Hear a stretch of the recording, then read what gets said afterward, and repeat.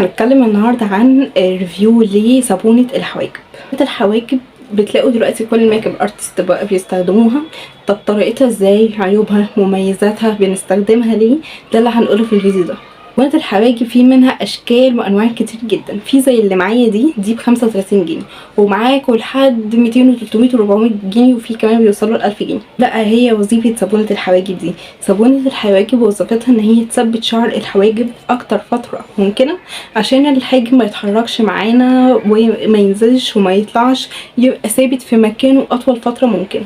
طب صابونة الحواجب دي بنرسمها ازاي؟ كملوا معايا الفيديو دلوقتي هوريكم بنرسمها ازاي.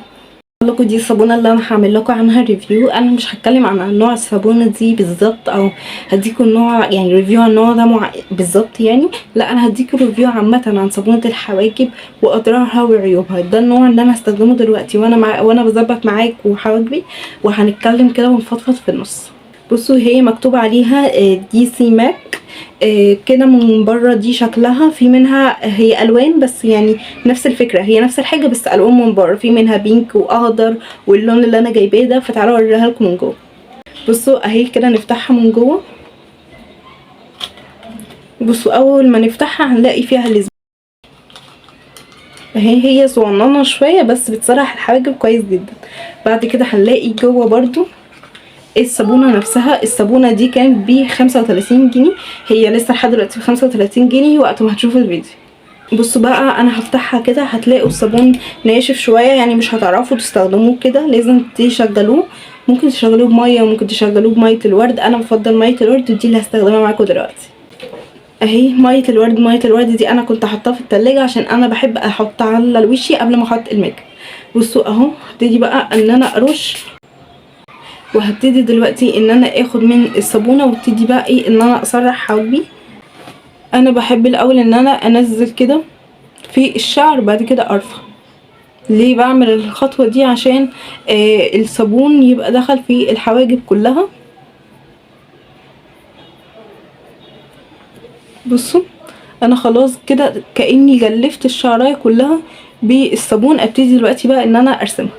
انا كده مليتها، ابتدي بقى ان انا ايه هرسم ازاي. هطلع اول حاجه الشعر كله لفوق كده اهو. بعد كده هبتدي بقى ايه ان انا انيم اللي انا عايزه انيمه في شكل ايه مهندم كده.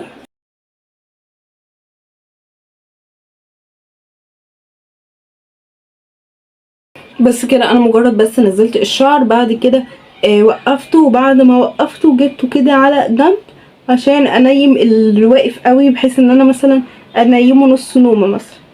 هعمل دلوقتي العين التانية، وتعالوا بقى نتكلم بعد ما نعمل كده حبة ميك اب بسيط عن عيوب ومميزات صابونة الحواجب.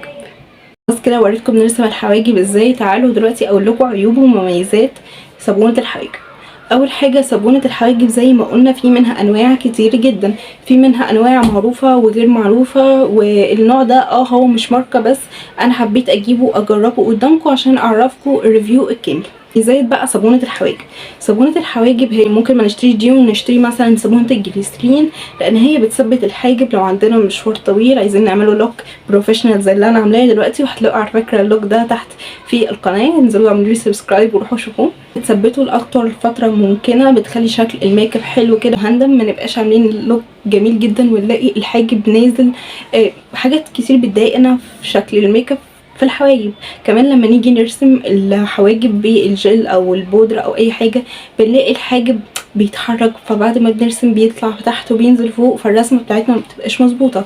فصابونة الحواجب في الوقت ده بتبقى مثبتة الحاجب اطول فترة ممكنة، عشان اقدر ارسم فوق وارسم تحت براحتي. انا ضامنة لحد اخر يوم الحواجب هتفضل زي ما هي. وانت الحواجب دي ليها انواع ياما جدا، وليها اسعار ياما جدا، وليها طبعا عيوب. صابونة الحواجب لو عايزين نتفادى عيوبها يبقى نفهم احنا عايزين منها ايه. احنا زي ما قلنا عايزين نستخدمها في وقت حاطين فيه ميك اب وقت طويل، عايزين نفضل في الشارع لوقت طويل، وعايزين شكلنا يبقى حلو للمناسبات. تمام، انا عرفت كده ان انا بستخدمها في حاجات مش ياما، لان انا ما عنديش مثلا مناسبه كل يوم، ما بنزلش اروح من 8 الصبح مثلا ل 8 بالليل كل يوم، فالحاجات دي بتبقى قليله. فعشان كده صابونة الحواجب هتفضل كويسة معايا لحد ما انا استخدمها فعلا لاستخدامها الصح. طب انا بقى ما استخدمتهاش الاستخدام الصح واستخدمتها كل يوم، خد عندك اول حاجه صابونه الحواجب ايام هيوقع شعر الحواجب بطريقه صعبه جدا ان احنا نتخيلها. وانا ذات نفسي قعدت 4-5 ايام كده انزل، تخيلوا 4-5 ايام مش شهر مثلا، انزل بيها الكليه كل يوم كل يوم حرفيا كنت بحطها. لقيت على مدار ال6 ايام اللي انا كل يوم بنزل احطها لقيت ان انا بقيت الاقي حواجبي في الفرشه بتاعتها، لان انا زي ما قلت لكم هي بيجي معاها فرشه، الحواجب بتقع. فاحنا اصلا بندفع فلوس قد كده عشان نكثف الحواجب ونخليها كويسه، فما بالكم بقى لما نرجعوا تاني نزيوت ونحاول نطولها ونرجع تاني نستخدم صابونه الحواجب. يعني انا بطول الحواجب وبرجع اشيلها تاني. فالسبب الاساسي اللي احنا نوقع بيه حواجبنا، لو حد عايز يوقع حواجبه يستخدم صابونه الحواجب كل يوم. صابونه الحواجب اللي احنا لو مش متمكنين قوي هتقلب صابونه بجد. يعني ايه؟ يعني احنا صابونه الحواجب اللي معايا او اي صابونه تانية لازم بنرش عليها ميه او بنرش عليها ميه ورد اي حاجه عشان نشغلها عشان اعرف استخدمها. الصابونه ساعات بتقلب معايا صابون. طب لما بتقلب معايا صابون واجي استخدمها وانا بصور لكم الفيديو قلبت معايا صابون، سبتها خالص عشان اوريكم ان هي بتبقى صابون فعلا فوق وتحت. لو جيتي حطيتي كونسيلر حطيتي فاونديشن رسمتي حواجبك اصلا بالبودره او اي حاجه، الصابون ده هيدوب المنتج بتاعي، مش هيخليني اقدر ارسم كويس وهيدوب الميك اب بتاعي اصلا. عيب من عيوب صابونه الحواجب ان انا ما اقدرش احط عليها اي منتج تاني غير البودره بس. يعني ايه؟ يعني انا لو حطيت مثلا حطيت دلوقتي صابونه الحواجب وجت هنا، مع ان الحاجب هنا وانا حطيتها حته جت هنا، طبعا هي شفافه وانا مش هبقى شايفه ان انا حطيت في الحته دي من غير ما اقصد. هاجي احط الفاونديشن هحط اي حته وادمج هنا هلاقي في كميه تبقيع والفاونديشن معلق ومش بيتحرك من مكانه واللوك بتاعي باظ وبشرتي باظت واكيد مش هيبقى بالفينش الحلو ده. طب ليه؟ احنا هنستغرب عملنا ايه بوظ لنا الحته دي كده؟ او هفتكر ان انا استخدمت صابونه الحواجب وسبت يعني حته صغننه هنا كده فبوظت لي الفاونديشن. فلازم لازم لازم ننضف بعد ما نرسم بيها، ننضف الحواجب من فوق ومن تحت قبل ما نحط اي فاونديشن او اي منتج تاني عشان هيتبوظ شكله. ما قلنا برضو ان صابونه الحواجب دي صابون، فطبعا لو جه عليها ميه عرقنا شويه صغيرين خالص هتلاقي الحواجب فكت من مكانها وابتدت بقى تتحرك والشعر ابتدى يروح ويجي والرسمه بتاعتنا ما بقتش مظبوطه. ليه؟ لان ده صابون، فمهما حاولنا ان احنا نغير في تركيبه هو صابون فهيروح غصب عننا.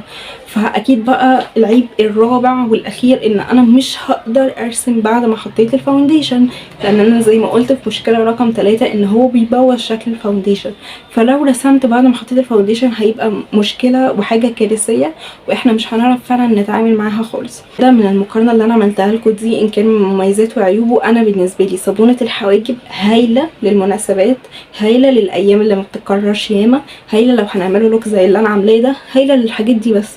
انما هننزل بيها كل يوم كل يوم نبقى معرضين لشمس وحر وميه، لو احنا مش عاوزين حواجبنا وعايزينها تقع وخلاص هي مش فارقه معانا نستخدم صابونه الحواجب كل يوم. لو وصلتوا لدرجه الادمان معاها حرفيا مش هتبقوا عندكم شعر حواجب اصلا. فخلي بالكم بقى من النقطه دي، نتجنب العيوب على قد ما نقدر. هي مميزاتها حلوه لكن عيوبها كثيره جدا، فلازم نمشي على اللي انا قلت لكم عليه. بس كده لو عايزين فيديوهات تانية عن نفس المواضيع ريفيو وعيوب ومميزات استخدامات هتلاقوا الفيديوهات كلها دي موجوده عندي على القناه. انزلوا اعملوا لي سبسكرايب في القناه وروحوا اعملوا جوله كده سريعه في القناه وشوفوا الفيديوهات اللي انا نزلتها. بس كده الفيديو كده يبقى خلاص، يا رب يبقى عجبكم واستفدتوا منه. متنسوش تعملوا لي لايك حلو في القناه وسبسكرايب، وتنزلوا تحت في اللينكات اللي تحت في الديسكريبشن بوكس في اول كومنت هتلاقي اللينكات بتاع السوشيال ميديا الفيس والانستا وكمان التيك توك. روحوا تابعوني هناك بنزل عليها ريفيوهات وفيديوهات مختلفه عن هنا تماما. ربي الفيديو يبقى عجبكم. يلا باي باي.